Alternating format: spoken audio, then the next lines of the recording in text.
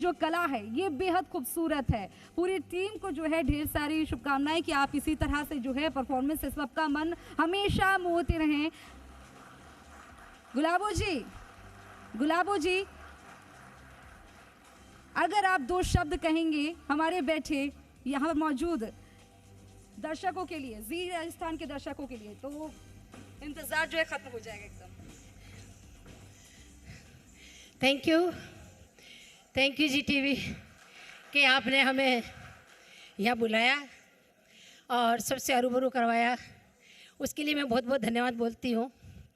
और मैं बहुत भाग्यशाली हूँ कि मैं 7 साल की थी तब 1981 मैंने डांस स्टार्ट किया पुष्कर मेला से, और वहाँ पे मेरे लाइव दाता मिले हिम्मत सिंह जी और तृप्ति पांडे जी और टूरिज्म डिपार्टमेंट और महारानी गायत्री देवी।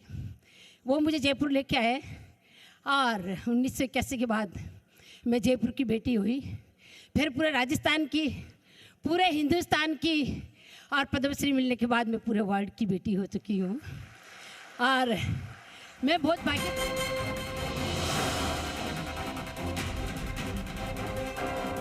और फोक डांस को पहले बार इतनी मान्यता मिली और पद्मश्री से सम्मानित किया गया, तो उसके लिए मैं भारत सरकार की बहुत बहुत आभारी हूँ कि मुझे इस लायक समझा। क्योंकि हमारे समाज में तो, थोड़ा सा बता दो टाइम हो तो, हमारे समाज में तो पद्मश्री, डांस, स्टेज, घर से जिंदा रहना ही अलाउ नहीं था, तो हमें स्टेज लायक ये मंच कहाँ से मिलता। हमारे समाज में रिवाज था कि बेटियों को नहीं रखना चाहता, घुमतू समाज था, आज यहाँ डेरा, कल वहाँ डेरा, परसों वहाँ डेरा, रहने का ठिकाना नहीं, खाने का पता नहीं, सोने की जगह का मालूम नहीं। यहाँ गांव के सारे डेरा लगाते, वहाँ से उठा देते, तुम्हारे जानवर हमारे खेतों में आ जाएगा, तुम कुएं का पानी पी लोगे, हमारा कुआं छूट जाएगा। तो हमें वहाँ कुएं का पानी भी नसीब नहीं होता था गांव में, जंगल का कुआं ढूंढते या नंदी ढूंढते, उसमें से पानी खोद के निकाल के पीते।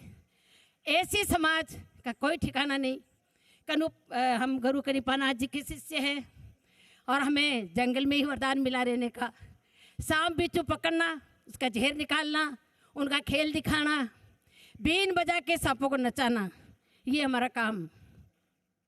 गरीबाई के कारण बेटियों को जिंदा रहना अलाउ नहीं था कि बेटी जैसी जन्मे उसको वापस उसी दुनिया में भेज दो, जिंदा ही गाड़ दो, ताकि दुश्मनी नहीं हो, कोई भगा के ले जाए तो 7 पीढ़ी का कलंक नहीं लगे, और ऐसी हस्ती नहीं कि बेटी की शादी कर सके। कोई दारूड़ा मिल जाएगा तो उसको मार मार के वैसे परेशान करेंगे।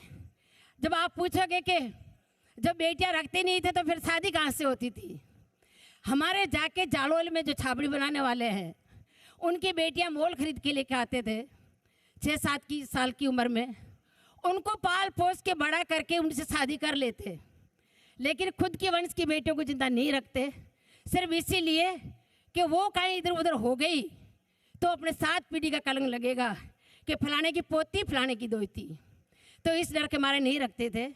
उसी समाज में मैं जन्मी, मेरा घर में 7वां नंबर था और धनतेरस का दिन था, पापा घर पे थे नहीं, पापा माता का पुजारी थे, इस रूल से खिलाफ थे। पापा हमेशा ये कहते कि बेटियां तो 2-2 घर का रौनक होती है, पियर की, ससुराल की, और जो बेटी नहीं होगी तो बेटा कहाँ से होगा, फिर अपना वंश कैसे बढ़ेगा। तो पापा हमेशा रूल से खिलाफ थे, इसलिए पापा के 3 बेटियां 3 बेटे थे। 7वां नंबर मेरा हुआ। पापा घर पे थे नहीं और मेरे को समाज की औरतों ने ले जाके जंगल में गाड़ दिया। गाड़ने के बाद मेरी माँ को पता चला कि बेटी हुई थी, उसको गाड़ दिया। मेरी माँ ने खूब कोशिश करी, औरतें डरा के धमका के चली गई। फिर मेरी मौसी की मदद से रात की 12 बजे जाके, शाम की 7 बजे हुई थी, और रात की 12 बजे जाके मेरी मौसी की मदद से जंगल में से जब खोद के निकाला, जाने से पहले मेरी मौसी ने कहा कि 5-6 घंटे हो गया, मर गई होगी। मेरी माँ ने कहा कि नहीं, मेरी आत्मा कहती नहीं मर सकती क्योंकि नाड़ा काटते नहीं हैं हम, और अगर मर भी गई होगा तो मैं उसको एक बार हाथ लगा के फील तो कर लूँ, जिसको मैंने 9 महीने पेट में रखा है, कि वो बच्चा मेरे पेट में रहा, मैंने सब कुछ बांटा है। इस उम्मीद के साथ मेरी माँ गई, मुझे खोद के निकाला तो मेरी सांसें चल रही थी, और मेरी माँ का विश्वास और मेरी माँ की आत्मा की जीत हुई और मैं आज आपके सामने हूँ। मेरी माँ की कोशिश।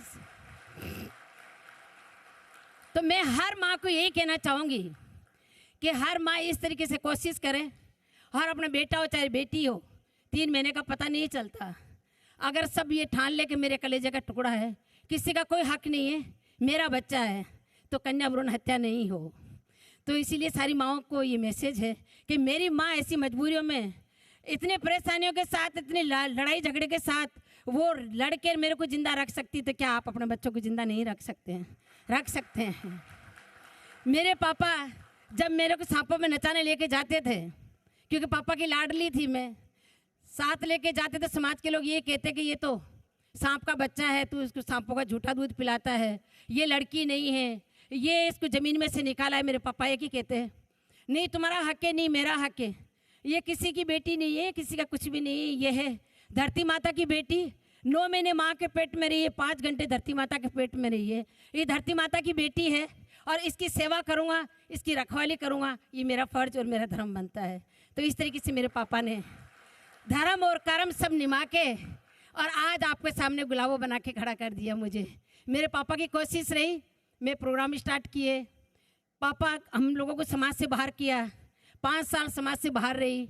मेरे पापा का कोई बात नहीं, अजमेर छोड़ के जयपुर आ गए हम लोग, यहाँ रहे, अमेरिका जाने का मौका मिला और वहाँ से समाज की पहचान हुई, समाज का नाम हुआ, मेरा सरनेम गुलाब से गुलाबी सपेरा हुआ, समाज में मेरे को मान सम्मान मिला, समाज में मेरे को वापिस लिया और कहा कबली बेटा अब तुम वापस आ सकते हो, हमारे गर्व हो, हमारा आज अभिमान हो आप।